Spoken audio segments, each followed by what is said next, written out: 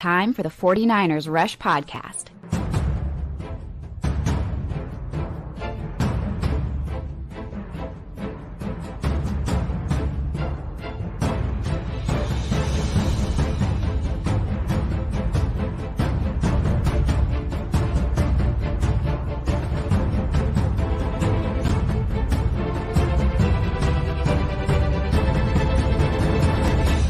And here's your host, John Chapman.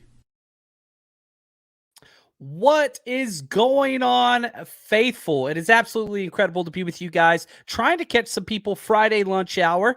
Hopefully work's going well and you're getting ready for the weekend despite this weather. It is raining or sleeting or wherever you are. The weather just seems to be raining everywhere, but we've got a lot of fun things to talk about today. I'm really excited about today's show.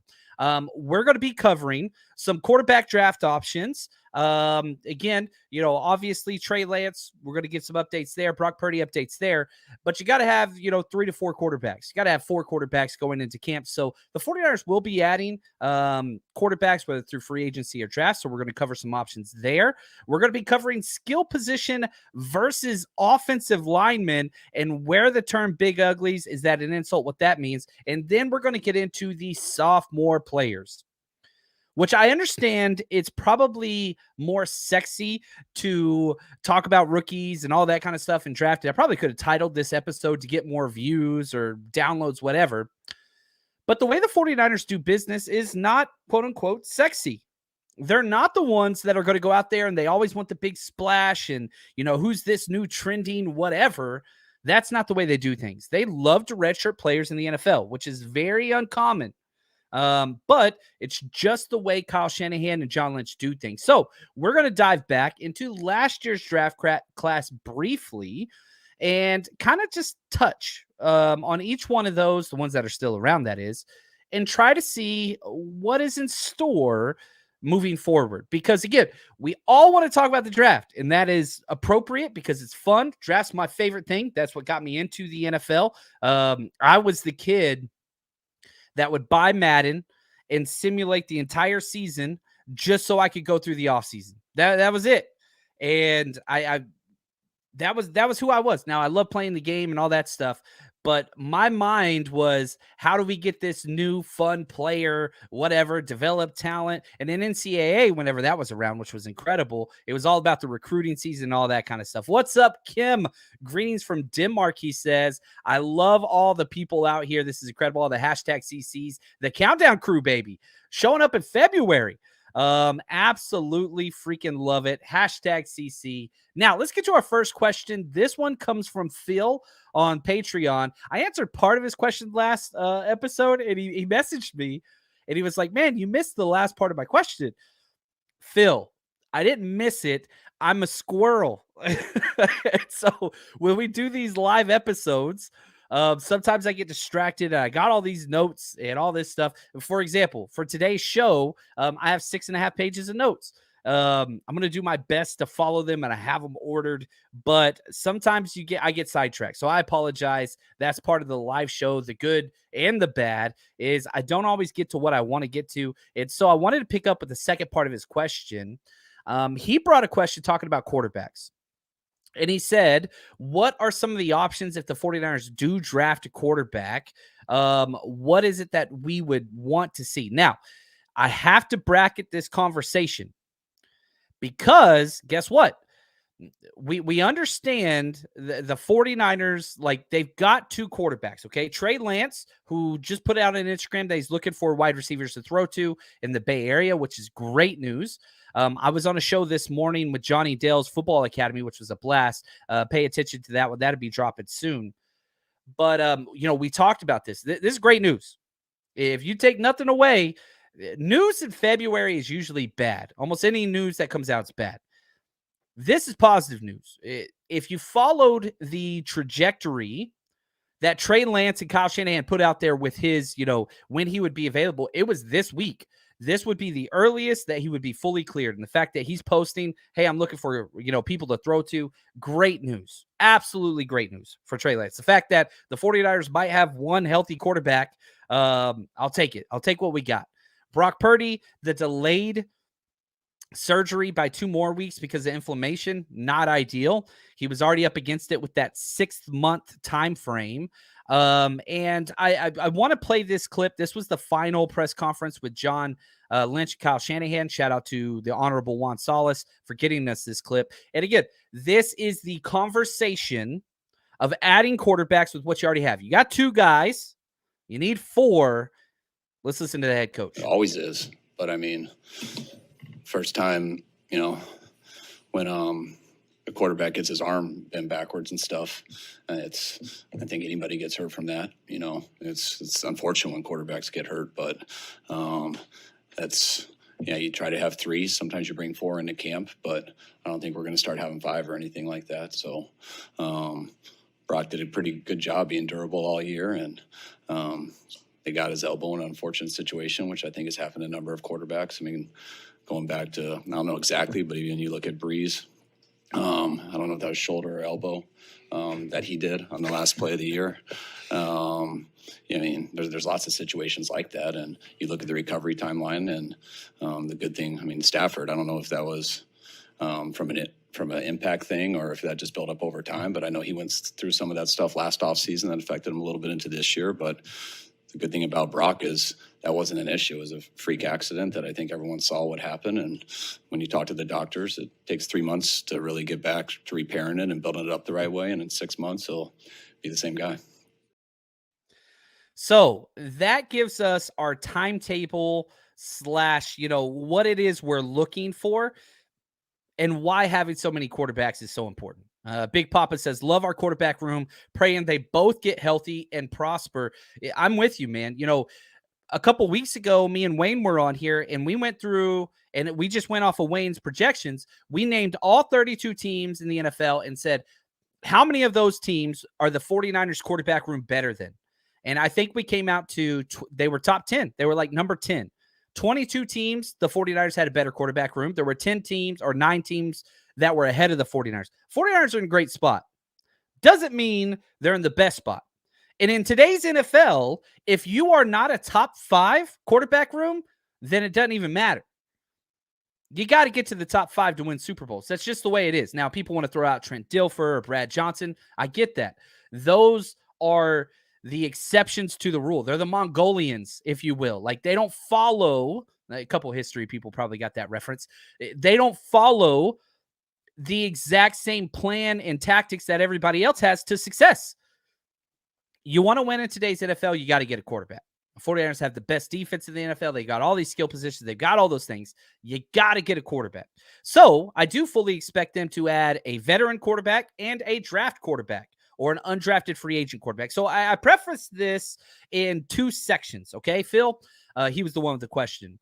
Early draft picks, 3rd round, which for the 49ers, that's our early picks. We got 3 third-round comp picks.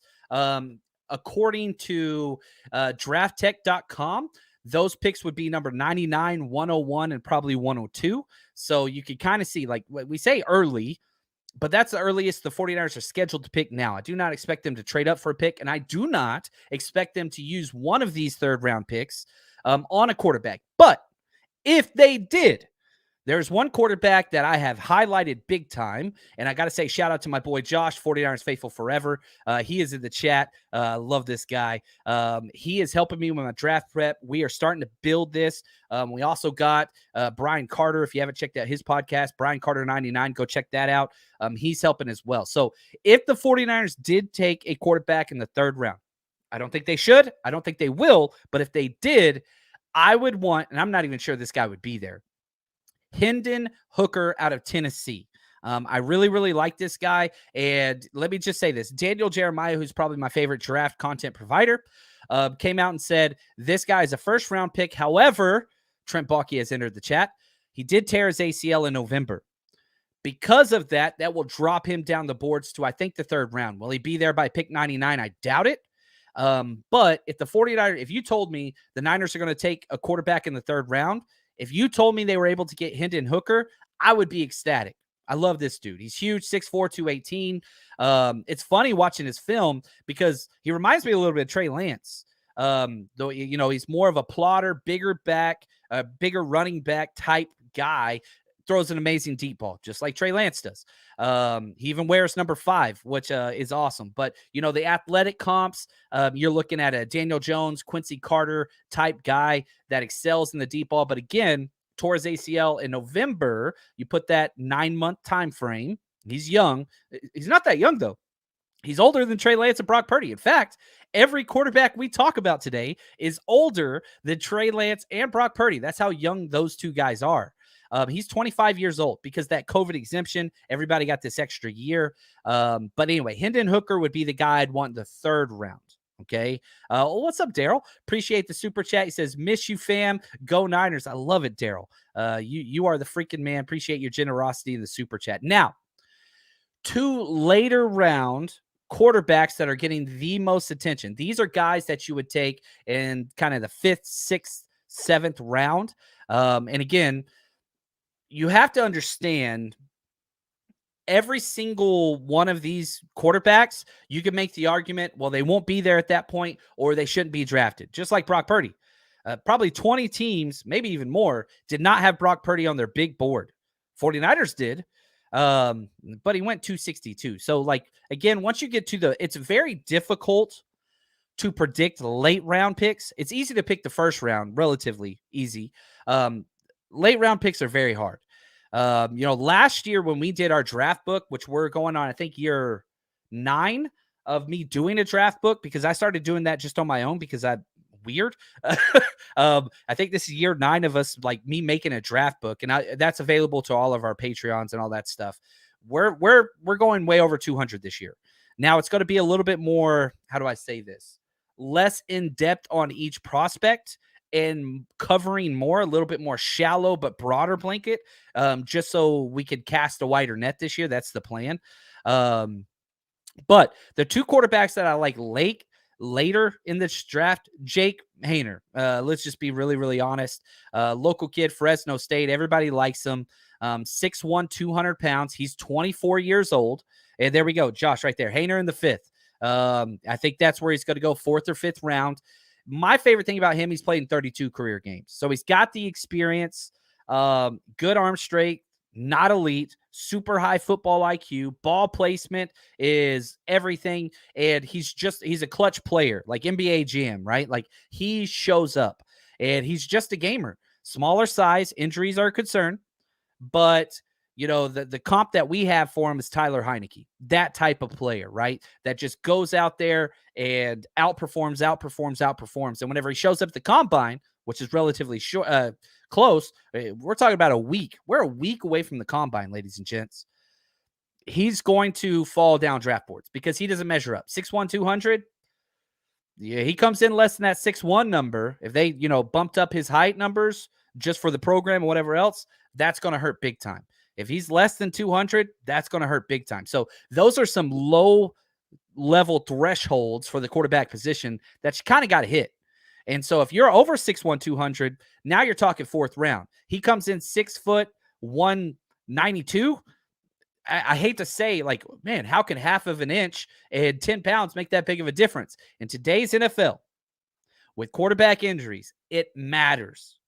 More quarterbacks started a game this year in 2022 than ever in the history of the NFL. Why? Injuries. And it's not just the 49ers. It was the 49ers, right? 4 quarterbacks got hurt. But Arizona Cardinals, 4 quarterbacks. Rams, 4 quarterbacks. Seahawks, they had 1 quarterback the whole time. And we're able to make, the playoffs. CJ said, what's up? Shout out to the hat if you guys are watching. This is from none other than Project Hoea. This is all custom, hand done. The legend Project Hoea. Go check him out on Instagram. Love that dude. He puts out the best stuff, jerseys, hats, whatever it is you want. So if you're ever like, man, I need a birthday present, or, I don't know what I want for Christmas or whatever, man, tell the wifey, get me a custom 49ers thing from Project Hoea on Instagram. He ain't paid me for that. I just say it. I love that dude. I support that dude. He does great work. So that's there. So that's Jake Haener. I really, really like him. I think that he would be a perfect fit, gamer type guy. And then the other is Stetson Bennett. Now, I've got him way later. I don't like Stetson Bennett. I'm just going to be honest. I was at the national championship game, Georgia versus TCU. I saw him just destroy those guys. He's 5'11", 190, so even smaller. But he's played in 41 career games. He's 25 years old. This dude is 3 years older than Trey Lance. He's 2 years older than Brock Purdy. I'm sorry. I'm just going to keep bringing up the age there because I'm hoping it's supposed to be a Stetson Bennett little thing. And I'll get back to Stetson. But I'm hoping it like this idea of a make it or break it, like Trey Lance has to start week 1 and be great for his first 3 games. I just don't see it, man. The kid's 22. Where were you when you were 22? Like imagine, go back to John Chapman's 22-year-old self and somebody telling me it's make it or break it time. I just graduated college. I was going to grad school.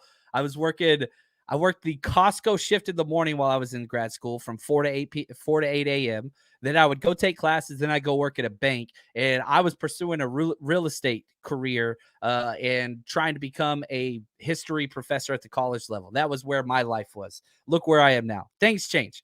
To say somebody like make it or break it, and I get the pressure, and I'm not saying for the 49ers maybe it is, but come on, guys. Like, again, you guys all know somebody that's 21 or 22 years old.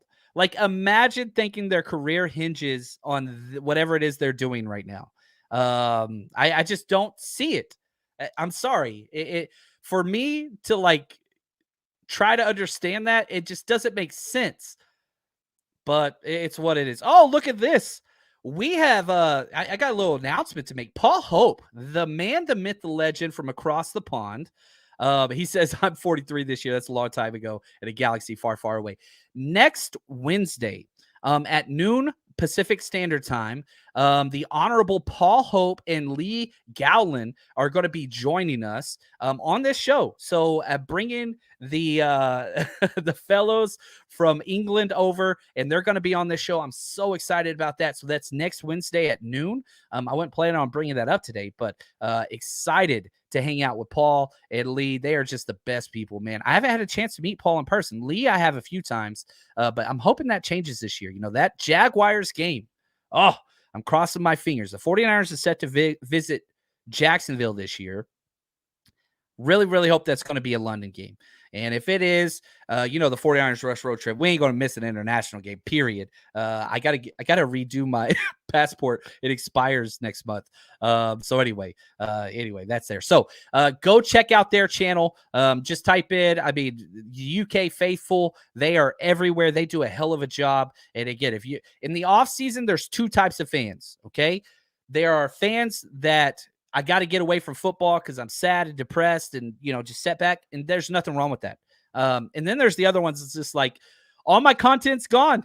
I went from listening to 10 shows a day to maybe 1 or 2. I need more content. Well, if you need more content, that's where you need to go to. Go check out their channel. Just type in Paul Hope. It'll pull up UK Faithful. They do a hell of a job. So support those guys. They're just good people. So anyway, back to Stetson Bennett. He's interesting. He's 5'11", 190, but he does have a little bit of the kind of a squirreliness to him in a positive way. That's a second squirrel reference this episode. Interesting. But he can pick up yards with his legs very well. Good, not elite arm strength. Can hold on to the ball too long sometimes, which I don't like. But he's a confident passer, kind of Case Keenum. Again, these are guys that you don't build your franchise around. But if you look at Shanahan's past and you see guys like Hoyer, right? Or, Schaub or any of those, like these guys fit that mold. I would not want to pick Stetson Bennett before the 6th round. If they picked him in the 5th, I wouldn't like it. If they got him in the 6th with their 215 pick, or at least that's where it is now, the picks still are going to change because the NFL solidifies their compensation picks between now and the combine. So we've got about a week to 2 weeks for the NFL to come out and say, these are the official picks. So with all the projections out there right now, none of it is official, but it's pretty close. They've gotten pretty good at nailing kind of the formula down. Over the Cap's probably the best at it. But, and again, We'll put this up there real quick, Clayton, if you don't mind. Clayton's crushing it in the back. If you want to know the draft capital, again, just update real quick on draft capital and what the 49ers are scheduled to have, not official. 3 third-rounders. One of those third-rounders is the Mayhew Sala, which this is the last year you get one of those picks. Another one is the pick for Mike McDaniel. Last year you get that pick. And then this year, the Ron Carthon. Now, I need to adjust that for Carthon and D'Amico Ryans. You do not get an extra third rounder for D'Amico Ryans this year. You do not get an extra third rounder next year in 2024. You do get an extra third rounder in 2020. What would that be? 4? Yeah, no, 5. Yeah, so 23, 24, 25. Then no fourth rounder. We have our 5th round pick. We got a 5th round pick for the Jeff Wilson Jr. trade, which was a steal of a trade. You get a 5th round comp pick for DJ Jones, 6th round comp pick for Arden Key, our own 7th rounder. Then we get a 7th round pick for the Jonas Griffith trade 2 years ago. Friend of the show. It was so cool when he came on back in the day. 7th rounder for Raheem Mostert and a 7th rounder for K'Wan Williams. So that's the draft kind of schedule and where we are as far as picks. 11 picks. A lot of picks. So now, before we jump into some more questions and comments, the best way, and I got a new announcement. I'm so excited about this for our Patreon program. Going to start next Wednesday. Best way to support the show, off-season content. We don't stop. All you got to do is go to patreon.com/49ers Rush Podcast. And as soon as you sign up, you get almost everything, depending on the tier you pick. And if you're just interested in 49ers play, guess what? We have every single offensive, defensive, and special teams play from the last 2.5 years. Every single game for the 49ers. Nobody else has this content. Now, not to mention we have extra episodes weekly. We've got scouting report breakdowns. We've got betting. We've got your one-stop shop for 49ers content. And if you want to be heard, guess what? We got Zoom Hangouts twice a month where we listen to you. Patreon.com/49ers Rush Podcast, or just Google Patreon and 49ers. We're the first one that shows up. All right, next Wednesday. I'm so excited about this. Next Wednesday, every Wednesday, in fact, at 5:30 p.m. Pacific Standard Time, we are going to start our Zoom Hangout sessions and watch the 1994 season together. So I found a myriad of games, not the entire season, but about 8 different games that I want to go through in the 1994 season of the 49ers championship run. And we're just going to Mystery Science 3000 this bad boy, where we're all going to jump on Zoom, and I'm going to share my screen as we watch and listen to the actual games itself. And we're just going to watch and relive some of this stuff and have some debates about nostalgia and what it is. So if you're somebody that wants to jump into and know more about 49ers history, maybe you joined the fandom late, maybe you're young, or if you just want to relive the glory days.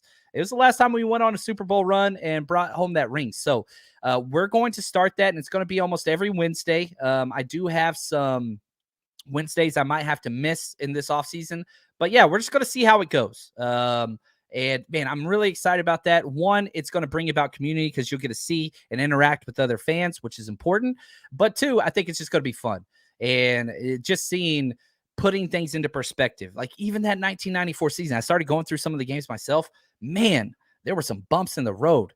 But I'm excited about this. I'm really excited about this and really want to see what that's going to look like. From Russ, an email back in the day, I answered it briefly before. He asked this. He said, I've always wondered why receivers, running backs, QBs, DBs, etc. are called skill position players, why line is basically considered grunt work. Isn't there skill involved in kick sliding, hand placement, swim moves, pursuit angles, etc.? Where did this weird distinction come from? This has been around for a long time. And I think in the old NFL, it made more sense. This was before guys like Joe Staley, Joe Thomas, Trent Williams. Like, those guys got skills. But it didn't used to be that way, right? The term was like big uglies, right? You'd hear like John Madden and Pat Summerall and these guys, again, back to the 1994. You'd hear these kind of almost like derogatory whatever. But I can tell you this, from coaching and playing, they turn into kind of terms like of endearment. You know what I mean? Like, yeah, we do the grunt work. We are the lunch pill. We are the play in, play out guys. And so you kind of get some of that, but I hate that designation. I don't like it. I don't feel bad for the terms, but yeah, it's interesting. Whenever you look at it, if the ball is in your hand, quote unquote, skill guy, I get that. Now, defensively doesn't really apply too much because you just have the front four. Linebackers are skill guys. It's really just the O-line and D-line. But yeah, it's interesting. I don't like it, but it's kind of what it is. I don't take it as a slight. I really, really don't. Like, just a skill guy. And usually the further you get away from the ball, right? Like starting with the center, like where the ball is actually snapped, you get to kind of the tight ends and running backs and quarterbacks, and you get even further to the defensive backs and wide receivers. That's where the drama starts. That's where it's me. I mean, you can't even pick. In the broadcast view of most these games, you can't even see offensive line play. They're covered up completely because they're doing that like the horizontal view and it's tilted. You can't even see who the guards are until a replay or till the end of the play. It's frustrating, right? Like it's zooming in on the quarterback and running back and wide receivers and all those things. And I just don't like it. That's why I like the all 22. You can get what you want out of the film. But people don't buy O-line jerseys. I wish they did more so. Trent Williams, we gave away a couple Trent Williams autographed jerseys. They were hard to get this year on our road trips. Oh, man. Those freaking things are sweet. Joe Staley jerseys, those are hard to get. I love those. Next question we got here from Chris. I love this. He says, 2 key rookies that were drafted in 2022, Danny Gray and Ty Davis Price, TDP. He says, what are your expectations for these two who barely got on the field last season? Now, let me say this, and I want to go through each one of these two in detail. I want to start with Danny Gray. I think Danny Gray needs 2 things to happen. One, he needs Trey Lance. He's a deep ball specialist. He's a high speed, everything. And if Trey Lance isn't the quarterback, it diminishes everything that Danny Gray brings to the team. 2, Brandon Ayuk was the Iron Man of 49ers skill players.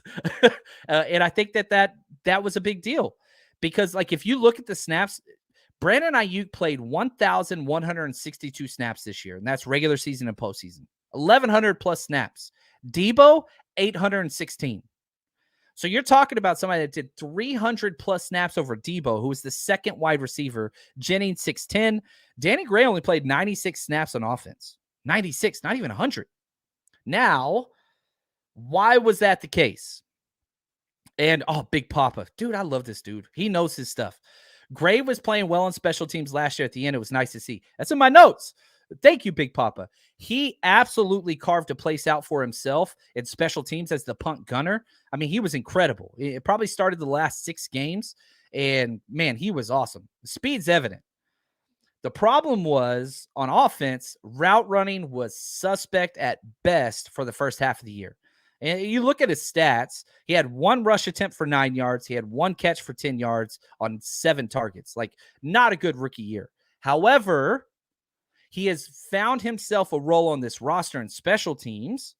And again, he's the backup for Ayuk. That was his only role.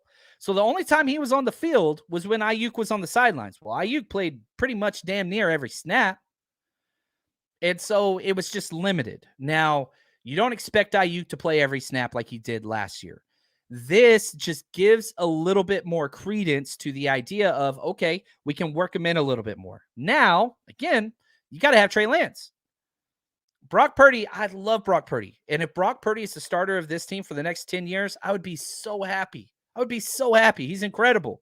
49ers are in great hands with Trey Lance or Brock Purdy. We'll see who wins that, battle. But Brock Purdy and Danny Gray just don't go well together. He does not have the arm strength to throw the deep ball. He doesn't. Now, he can throw the deep ball, but just not well. So that hurts his stock big time. When they drafted Danny Gray, it was because they were transitioning from Jimmy Garoppolo, who doesn't throw the ball deep at all, to Trey Lance, who has one of the strongest arms in the NFL. So it's a matchup based thing based on your quarterback. So does that mean Danny Gray won't work here if Brock Purdy's the quarterback? No, that's not what I'm saying. I'm saying that it severely limits his potential and impact on the 49ers offense severely. So we'll see there. But he can't have a worse year, and I think his usage will go up. Wide receiver is rough for rookies. It's hard to transition, especially in Kyle Shanahan's system, because in a lot of those, like, if you played for the Cardinals under Kingsbury, these air raid systems, that's fine. Your routes, you can do whatever you want to do. You don't block, you don't get a play. And Gray sucked at run blocking early in the year. He got tougher, and was able to go in and spell Ayuk on a couple plays late. That was nice and blocked well. So it just takes time, because this dude's just been a receiver his whole life. Now he's got to be a blocking receiver and know all the nuances and one of the most complex motions and all that stuff. It's difficult. Now, TDP, all right, this is interesting, because we could sit here and say, man, we've seen this before. We had Sermon, 3rd round pick. Didn't go well. You moved on with him after a year. Then you got Ty Davis-Price, 3rd round pick. Jordan Mason passes him. What do we do? Now, let me just say a couple things here. Ty Davis-Price is light years ahead of where Trey Sermon was last year. So I understand the similarities are there and very easy to extrapolate. I get that. They're different, okay? Ty Davis-Price actually played 34 carries, 99 yards. He rushed for 5 first downs. Not great numbers. Not the numbers anybody thought he was going to have. But we're going to find out pretty damn soon, literally 2 months. If the 49ers go out and draft a running back in the 3rd or 4th round, then we know they're out on him. Now, somebody sitting there screaming at their computer or thing, we don't have a 4th round pick. You are correct. But trading around, back, forward, whatever, the 3rd to 4th round pick, there's a demarcation line after that. Okay? After the 4th round pick, where the 49ers do their best in the 5th round, that's where it turns into best player available. 3rd, 4th round, that's where you're drafting for need. We expect these players to somewhat contribute, which again is funny coming for the 49ers because most of their players do not contribute. But 3rd, 4th round's different than 5th, 6th, 7th round. Does that make sense? So if the 49ers draft a guy, running back, in the 3rd or 4th round, then I think, yeah, sound the alarms. TDP might be on his way out. But if you look at the depth chart currently, CMC, Debo, right, however you want to put that in there, Elijah Mitchell, when healthy, doesn't happen often. Then you got Jordan Mason, then Ty Davis-Price. You're going to keep those guys because right now you're keeping all 5 of those guys on your active roster, right? CMC, Elijah Mitchell, Jordan Mason, TDP. Right now you're keeping those 4. Now look at this guy. He says Ty J. Spears, running back from Tulane. I don't know why that's hard for me to say. I love him too. And he's going in the late 3rd round. So you're talking about a perfect scheme fit. You're talking about a value fit for where our picks are. But I don't want to spend another 3rd round pick on running back. Doesn't mean Kyle Shanahan won't. I'm fine with CMC, Elijah Mitchell, Jordan Mason, TDP. Now I'm fine drafting a 6th or 7th round running back or undrafted free agent running back. I don't want to spend a 3rd round pick on there. Doesn't mean they won't. All right. It seems to be a tradition at this point. Shout out Joe Williams. Ugh, that grossed me out. Sorry about that. But I do think they like TDP. The problem was Jordan Mason was just lights out. Jordan Mason was unreal. So, I'm all right with that.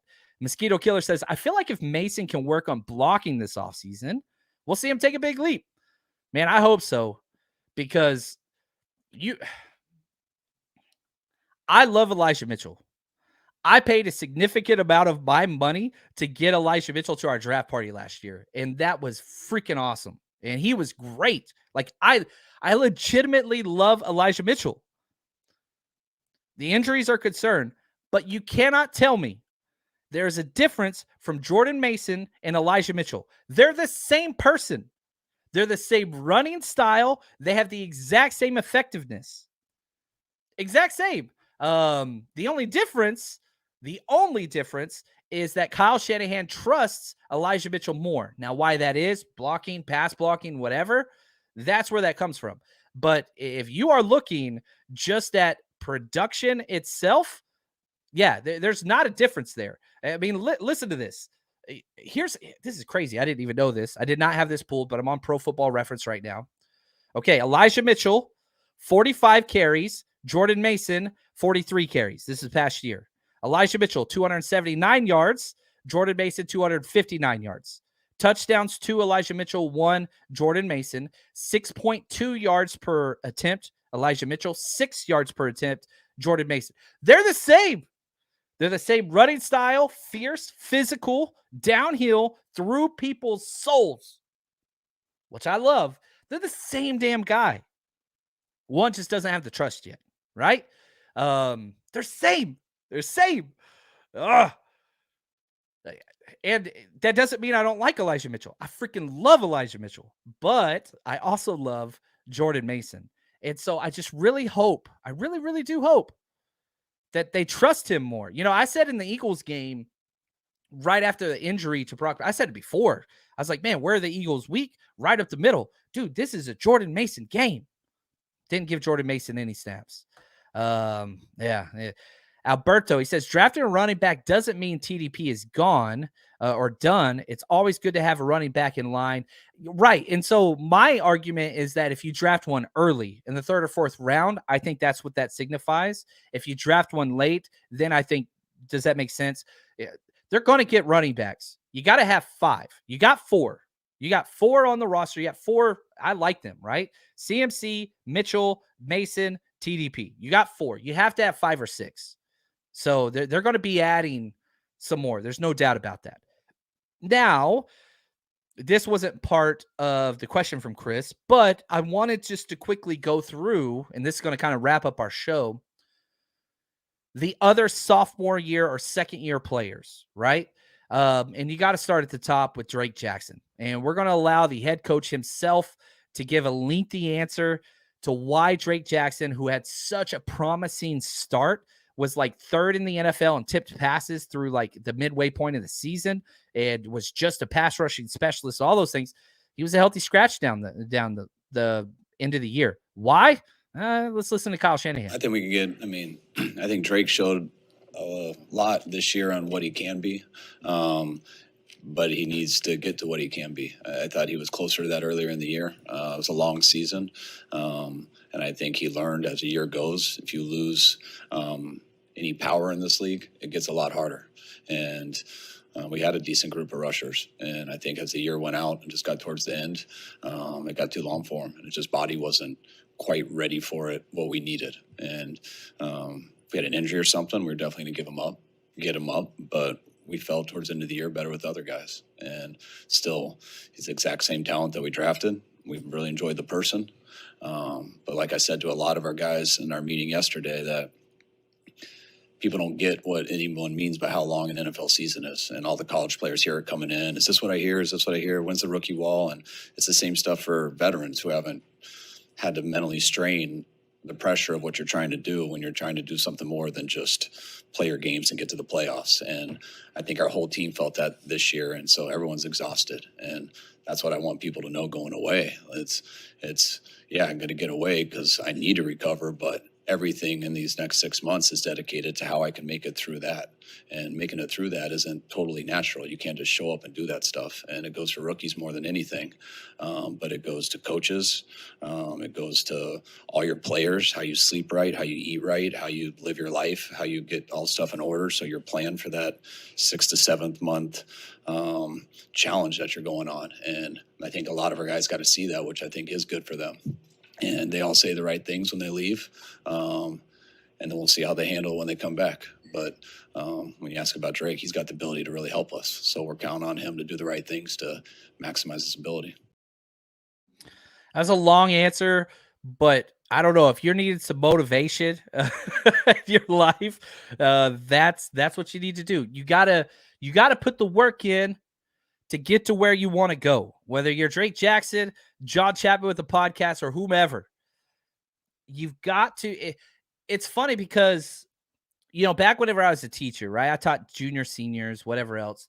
And the common thing was like, oh, once I get to college, then I'll try. And, you hear it from athletes and stuff like, oh, we'll see. I'm going to make it to the NFL or whatever. And I'll work hard once I get on a college team. And I'm just like, man, that's not how it works. That's not life. And a lot of these issues for football players, right? Now let's transition those concepts to Drake Jackson. Going through that draft process ruins your football work, but you have to do it to land the job. And it's counterproductive. And we saw it with Trey Lance, talking about how, he was throwing the ball for 20 months consecutively and it just caused issues. Like, that's a problem. So now Drake Jackson, now all these other players, Burford, Womack, Kalia Davis, Zakil, all these guys, they just get to focus on their craft. Who are they going to be? What type of offseason are they going to have? Are they going to put in the time? Those are the important questions. And I really, really hope, because Drake Jackson was a steal, I think 52 or 53 where they got him. He was a steal, and he's shown you on tape how good he can be. Consistency is the truest measure of greatness. Flashes and talent, that's great. You get into week 17, week 18, I just talk. That's all I do. I don't know if you know how tired I was of that playoff run. I loved every second of it, but the traveling and the talking and the sponsors and the emails and the DMs, I was exhausted. I took one day off where I did not talk about the podcast, travel, or whatever, from July all the way to, what was it, like January something. Like, I was tired. These guys are actually doing things with their body. It's not even close to comparable, even though I'm comparing them. But I really am excited for Drake Jackson. And I think that he has the opportunity to start opposite of Bosa. I do. And I think that somebody would have to take that job from him. And so going from a healthy scratch in the playoffs to starting, we'll see. Because the guys that were starting in front of him, Omenihu, he's a free agent. Samson Ebukam was starting, free agent. Omenihu, free agent. Jordan Willis, free agent. Kerry Hyder, free agent. All those guys, free agents. Right now, Drake Jackson is penciled in as a starter. Now, they're going to add more players. That's up to him to take it. Shout out to my man, Shot J. Appreciate your generosity. He says, subscribe, Patreon. Do it. Go on, do it. I'll wait. Do it. It is a free thing to click the like button, the thumbs up down at the bottom of the screen, or the subscribe button. That's free ways to support the show, and it matters.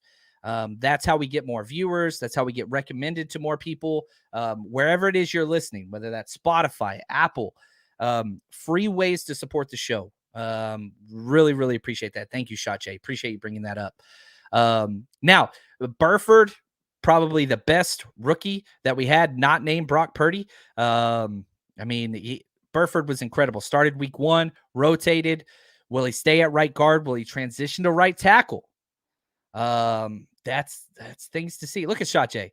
And yeah, this is a new concept that Patreon is now. They have a free week of content. And if you want to come check it out and cancel after a week, I have no problem with that. Come join us Wednesday to watch the 1994 game, 5:30 p.m. As soon as you subscribe to Patreon, you get access to all the content, 250 plus videos as soon as you sign up. So go check that out. It's free. Cancel after a week if you don't like it. Edgar, I love it, man. Shantae's good people. Samuel Womack, he's one of the players I'm most excited about. He was one of the players I was most excited about in the draft out of Toledo, the cornerback. He started weeks 1 and 2, then lost his job to Demo. Then Jimmy Ward came back and took that nickel spot. Jimmy Ward's going to be gone. I fully expect Samuel Womack to start and stay at the nickel spot until another free agent, Emmanuel Mosley, comes back from his ACL tear. Yes, I fully expect Mosley to come back to the 49ers. And so I think your outside corners week 1, Charvarius Ward, Demo, who I freaking love and was incredible. Maybe the best 49ers playoff performance all 3 games was Demo over anybody else. And I will mean anybody else. He was that damn good. And then you're going to have Samuel Womack in the slot until Emmanuel Mosley comes back. Whenever he comes back, Demo kicks back into the slot. Womack becomes your fourth corner. It's pretty good depth. Kalia Davis, he's back, baby. I know everybody's talking about defensive tackles, but he is back and important because you got Javon Kinlaw, you've got Eric Armstead, now you got Kalia Davis. You've got three guys. We don't know what he's going to be, but he's going to be fun. I'm excited to see what he can bring. And then Nick Zakill. I think he might be the starting center. I really do. He practiced, at guards, both guard spots and center spot. Nick Zakill, there's a possibility Nick Zakill could start at center. There's a possibility he could start at right guard and kick Burford to right tackle. A lot of possibilities. Now, I got to give a huge shout out to Clayton. Whenever I'm doing these shows, it's really, really hard to follow my notes and the chat and highlight things and make sure I don't miss questions and all that stuff. Clayton just makes this show 1,000 times better. He's keeping track of all this stuff. Josh had a question that pertains to this. He says, not a sophomore player, but thought moving forward with Ambry Thomas. Gosh, man. I don't know what to do with Ambry Thomas. I think he's good depth. It's weird that he got passed up by, so many people. He got passed up by Demo. He got passed up by Samuel Womack. He just keeps getting passed up. It's frustrating, but you have a corner that is your number 5 corner that started in an NFC championship game in a playoff run. So I do like that. But yeah, he was terrible in preseason, and just everybody kept passing him. Curious to see how he's going to respond. Really am curious to see what that looks like. Let's see here. Let's get through some more of these questions. Crow51 says, do you believe to look into defensive tackle and free agency? I do. I really do. But not expensive free agency. I do not. I am not one of those people that wants to go after, guys like Deron Payne. I think he's going to get $20 million. I don't think he's going to get out the door. Javon Hargrave, he's going to get $20 million. I don't think the Niners, that's really their style. I think they're going to go after later guys like Andrew Billings, guys like Isaiah Mack, some of these young players like Kevin Givens and like some of these other guys, Greg Gaines. I think they're going to go after guys with high potential that haven't lived up to it yet. So some bodies. I would bring back Hassan Ridgeway. That'd be my number 1 choice. But I think you're going to be looking at more depth guys, especially when you had all those injuries at the defensive tackle spot. Ty McGill was awesome. Ty McGill was great. You picked him up off the scrap heap, man. He played really, really well. So I don't want to go after one of those high price guys. I just don't like that. I just don't want to do that. I want to spend my money elsewhere. This guy says Jacoby Brissett, I think, would be a fit in free agency. I like Brissett. I really like Brissett. The problem is that dude got about $5 million last year. Do you want to spend $5 million, because it's probably going to be a 1-year deal, on a quarterback 3? That's the problem. I would love Jacoby Brissett. Like, if you could say, dude, you get Jacoby Brissett on this team, thumbs up. The problem, as always, what's it going to cost? I want a Ferrari. Actually, I really don't. I'm not that cool. I don't want a Ferrari. But, I want a nice car, but you got to pay for it, right? Do I want to allocate that portion of, my income to a nice car? I work from home. Whenever I fly places, I Uber to the airport, so I don't have to pay for parking. So, if I bought a nice car, then John Chapman can't go on as many rush road trips, right? Do you see what I'm saying? So, for me, I don't want a nice car. I don't want a nice car at all. In fact, I'm trying to get rid. I have a Toyota Camry. It's a nice car. It does everything I need it to do. I want a cheaper car. I'm legitimately man, if I got a worse car, if I got rid of this car and got an even cheaper car, how would that help? That's the process I'm going on in the offseason, right?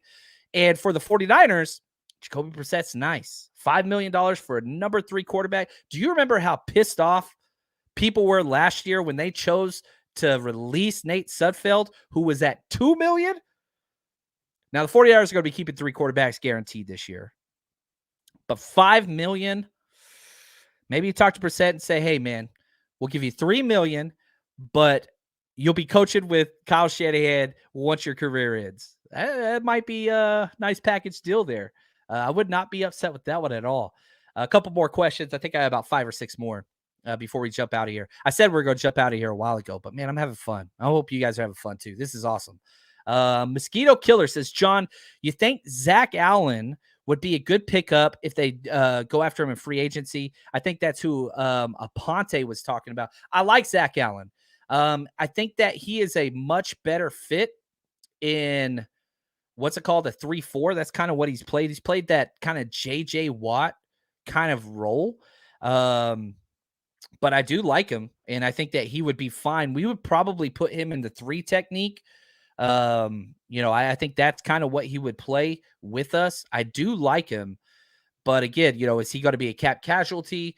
All that kind of stuff. Cause I think he's still, let me see here. I'm pretty sure he's still under contract with the Arizona Cardinals, but he's always given us fits.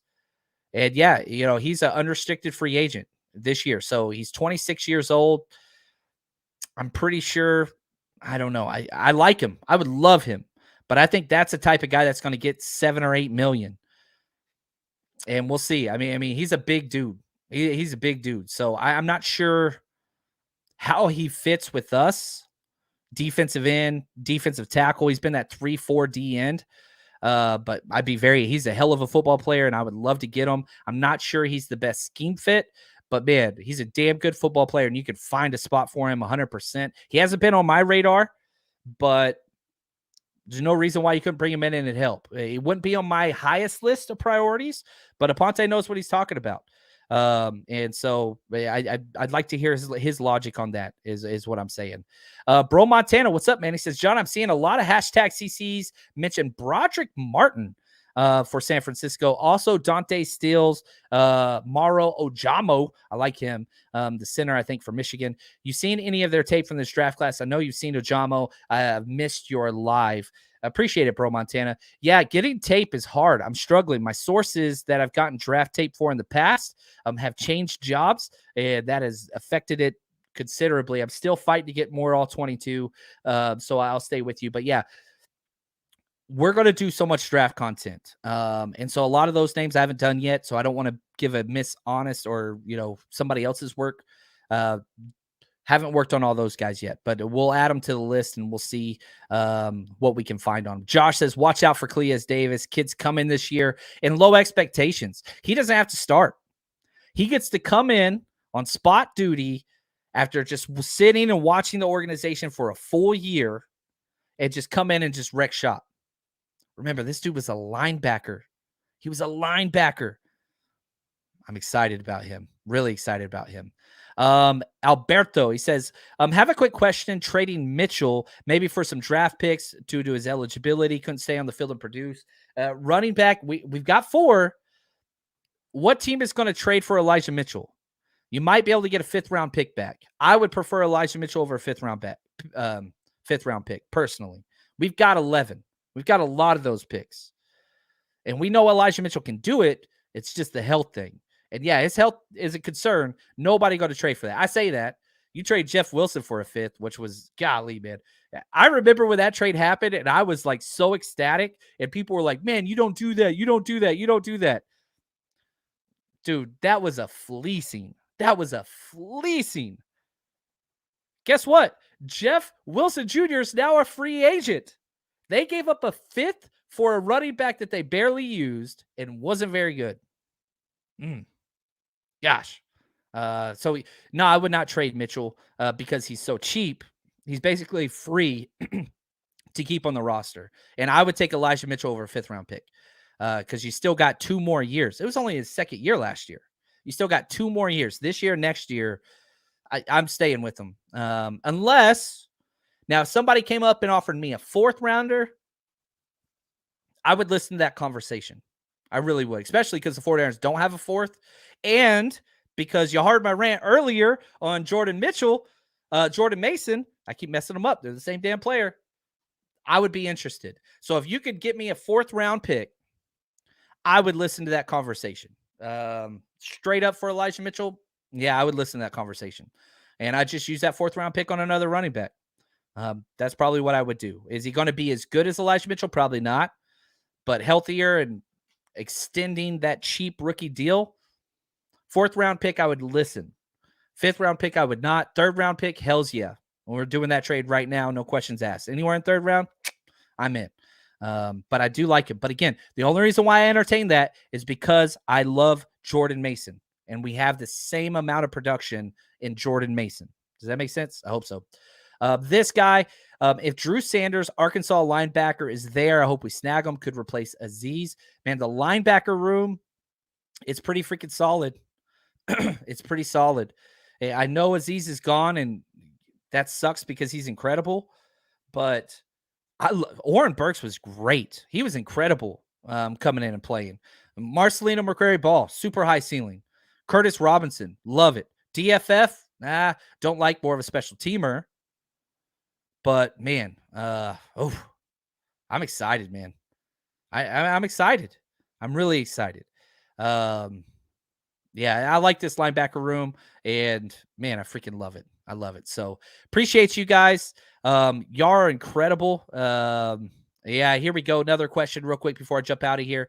How about putting together a player pick package for starting right tackle? Need a bit of philosophy shift. Yeah, I'd be open for that. What those options are, teams are not getting rid of offensive tackles. They're just not. It's the worst position in the NFL, man. It really is. But you turn over every stone. And I think you put out some calls and say, hey, man, what do you want for your right tackle? Hey, man, what do you want for your right tackle? But what are you offering? Give you a 3rd round comp pick this year and our 4th next year? That's what I would be offering. You get a 3rd this year, 4th next year. I'd do that. I would do that. I'd be totally cool with that. But now you're into cap and all that kind of stuff and blah, blah, blah. But yeah, that is one thing that I wish the 49ers did do more, is trade for kind of some expiring contracts. You know, the Patriots used to do it a lot. Yeah, I would like that. Baltimore does it a lot. I'd be totally down for that. So anyway, you guys are great. Really appreciate it. This is fun, man. I know it's the off season, but there's still so much stuff to talk about and get to. And man, so much stuff just right around the corner. We got a lot of stuff coming. Appreciate you guys. And until next time, stay strong, faithful.